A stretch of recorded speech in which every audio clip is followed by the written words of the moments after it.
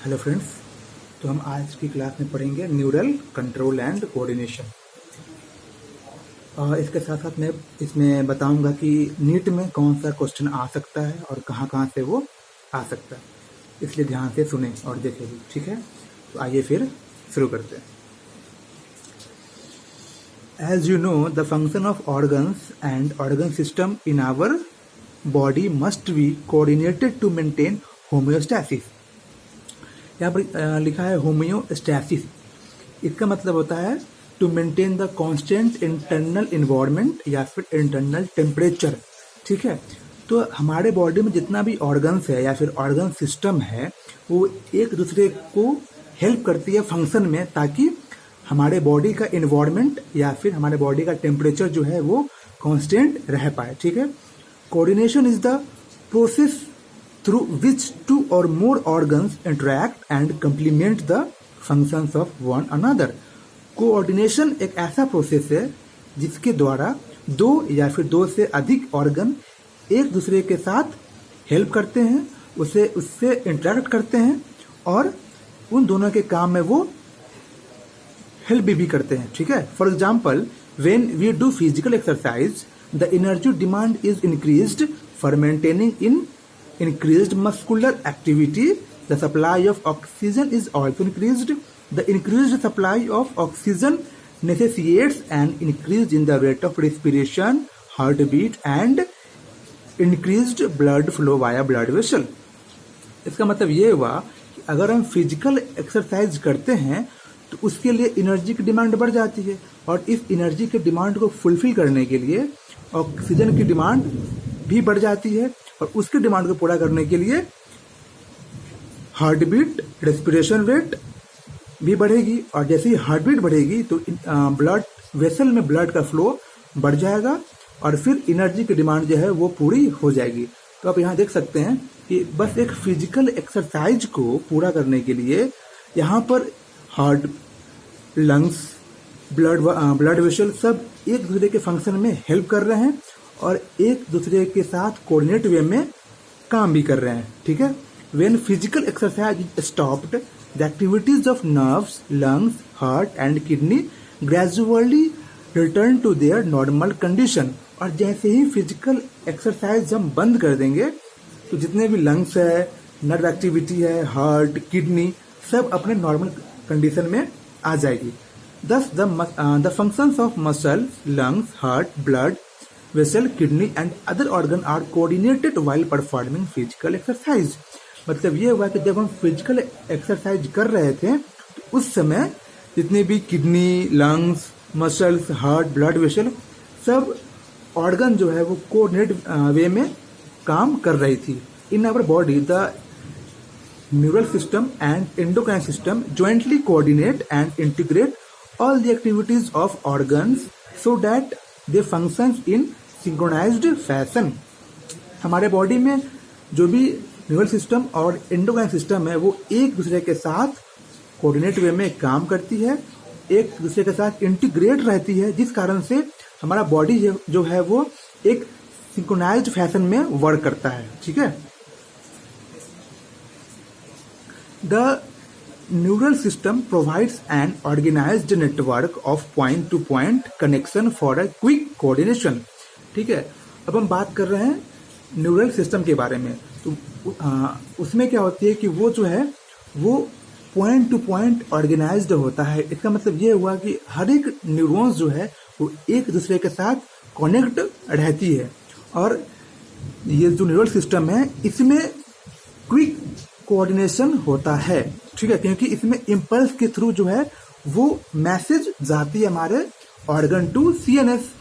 The endocrine system provides chemical integration through hormones, जबकि endocrine system में वही integration होता है थ्रू हार्मोन्स। ठीक है, in this chapter you will learn about the neural system of human, mechanism of neural coordination like transmission of nerve impulse conduction across a synapse and the physiology of reflex action. मतलब अब इस चैप्टर में पढ़ेंगे neural system of human, उसका mechanism और वह कैसे ट्रांसमिट करता है अपने इम्पल्स को। ठीक है, तो आइए फिर शुरू करते हैं।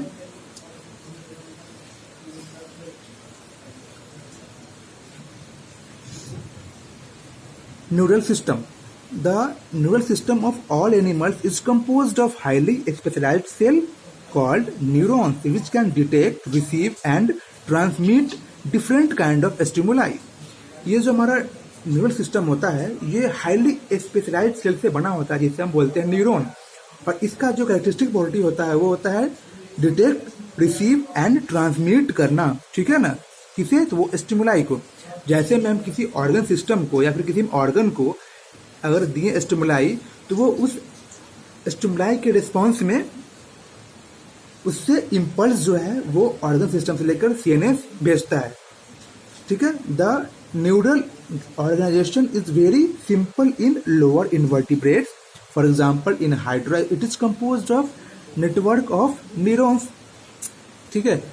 ये जो न्यूरल ऑर्गेनाइजेशन जो होती है वो बहुत ही सिंपल होती है लोअर इनवर्टिब्रेट में, जैसे कि hydra it is composed of network of neurons, जबकि हाइड्रा में है वो जो है ओनली न्यूरॉन्स के नेटवर्क से बना होता है। The neural system is better organised in insect where a brain is present along with a number of ganglia and neural tissue, जबकि इंसेक्ट्स में क्या होता है ये जो न्यूरल सिस्टम है ये ब्रेन में प्रेजेंट होती है और ये बनी होती है बहुत सारे गैंग्लिया से और न्यूरल टिश्यू से। The vertebrates have a more developed neural system, और जो भी वर्टिब्रेट होती है जैसे हम लोग हैं, हम लोग में क्या होती है कि जो न्यूरल सिस्टम है वो ज़्यादा डेवलप्ड होती है। तो आइए अब शुरू करते हैं ह्यूमन न्यूरल सिस्टम के बारे में, ठीक है।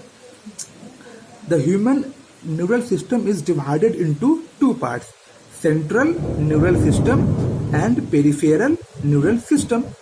The CNS includes the brain and the spinal cord and it is the site of information processing and control. जो CNS है उसमें ब्रेन और स्पाइनल कॉर्ड आती है, और ब्रेन और स्पाइनल कॉर्ड वो साइट है जहाँ पे इंफॉर्मेशन को कंट्रोल और प्रोसेस किया जाता है, ठीक है। जैसे में कोई इंफॉर्मेशन हमारे न्यूरॉन्स के थ्रू अगर ब्रेन के पास आई है तो वो ब्रेन में आके उस इम्पल्स का, उस मैसेज का कंट्रोल किया जाएगा और उसे फिर प्रोसेस भी किया जाएगा। The PNS comprises of all the nerves of the body associated with the CNS, ठीक है, that is brain and spinal cord. और इसके अलावा जो पीएनएस है उसमें जितनी भी नर्व्स होती है वो सब के सब आती है पीएनएस के अंदर, ठीक है। जैसे में ब्रेन या फिर स्पाइनल कॉर्ड से जो भी नर्व निकलती है वो नर्व आपको आएगी पीएनएस के अंदर, लेकिन जो ब्रेन और स्पाइनल कॉर्ड है वो आती है सीएनएस के अंदर, ठीक है। The nerve fibres of PNS are of two type, afferent fibres and efferent fibre.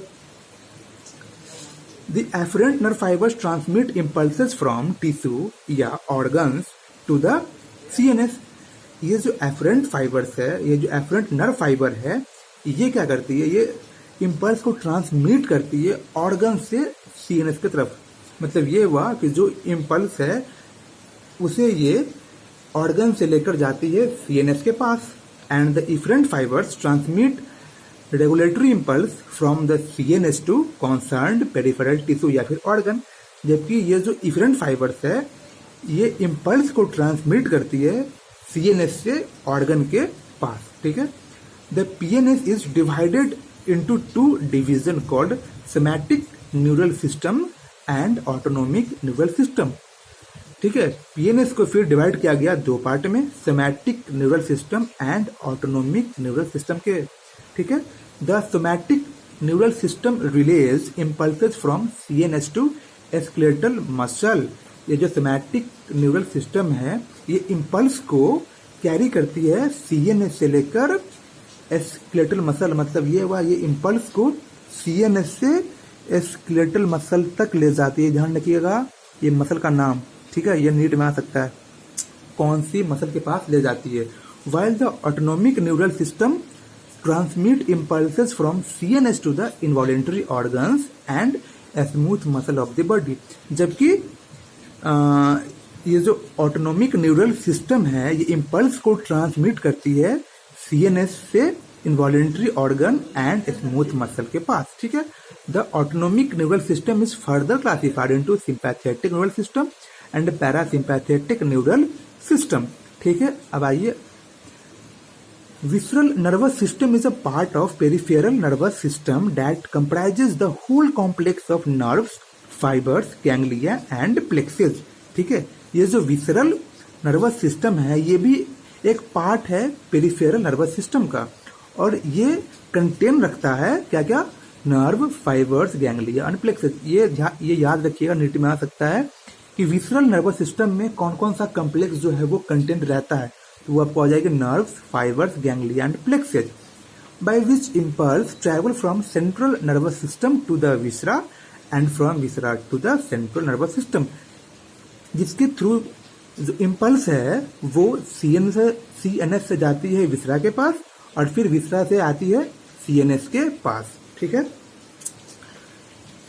अब आगे, neurons as structural and functional unit of neural system. अब हम बात करेंगे न्यूरॉन्स के बारे में। ठीक है, neuron is a microscopic structure composed of 3 major part, namely cell body, dendrites and axon. ठीक है, जो न्यूरॉन है वो कंपोज्ड करता है 3 पार्ट को, cell body, dendrites and axon. आप इसे यहाँ के फिगर में, ये हमारा हो गया सेल बॉडी, ये हो गया डेंड्राइट्स और ये हो गया जो लॉन्ग पार्ट है इसे बोलते हैं एक्सॉन बोलते हैं।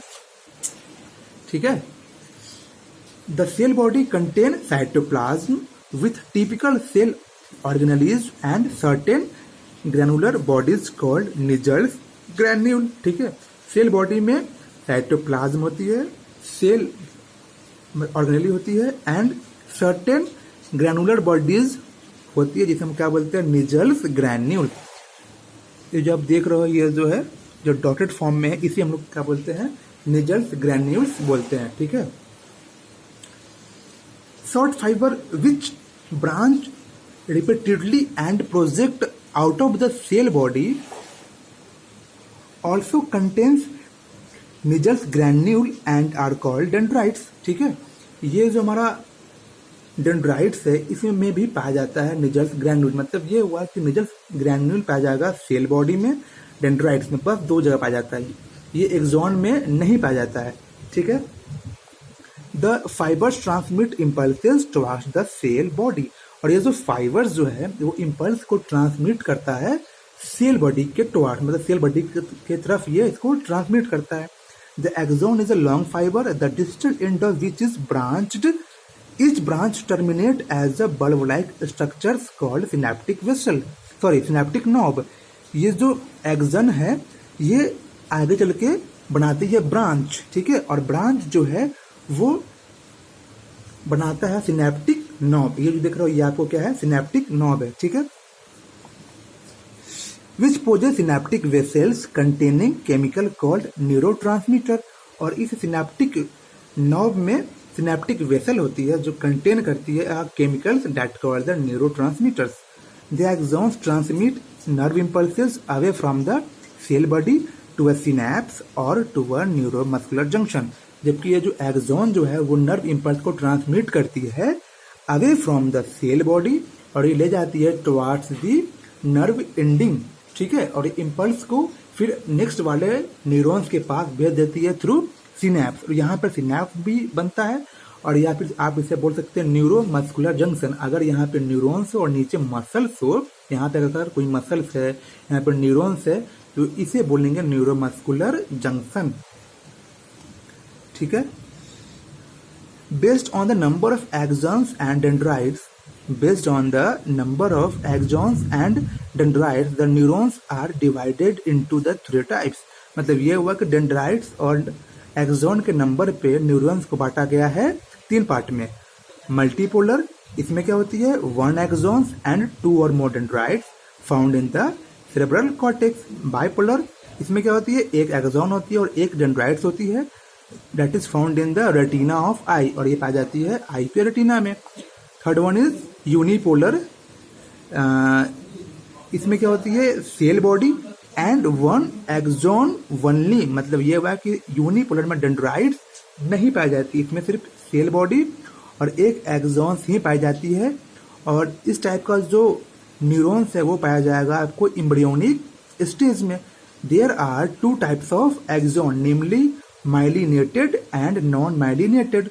The myelinated nerve fibers are enveloped with Schwann cell. ठीक है, जो आपको myelinated nerve fibers है उसके अराउंड Schwann cell का enveloped होता है, which forms a myelin sheath around the axon. और ये जो Schwann cell है यही बनाती है myelin sheath को around the axon. And the gap between two adjacent myelin sheath are called nodes of Ranvier. और जो एक ये हुआ myelin sheath और एक ये हुआ myelin sheath, इसके बीच में ये जो गैप देख रहे हैं इसे हम लोग क्या बोलते हैं, nodes of Ranvier बोलते हैं. ठीक है. Myelinated nerve fibers are found in the spinal and cranial nerve fibers. मतलब ये हुआ है कि myelinated nerve fibers ये पाई जाती है स्पाइनल एंड क्रैनियल नर्व में. ठीक है.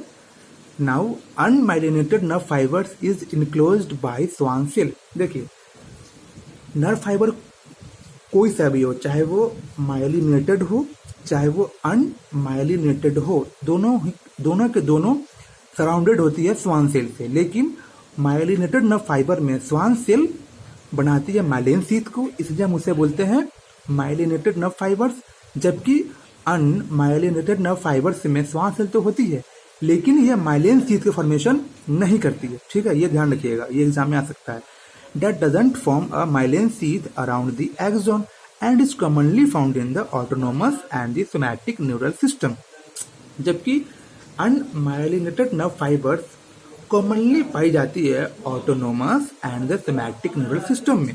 ठीक है, तो ये थी आपकी कि न्यूरॉन्स के बारे में कौन सी कहाँ पे Schwann सेल क्या बनाता है, जैसे में हुआ माइलिन शीथ. ठीक है, तो इस वीडियो में अगर आपको कोई भी समझने में कहीं कोई दिक्कत हो तो आप कमेंट सेक्शन में हमें डाल सकते हैं. ठीक है, थैंक यू.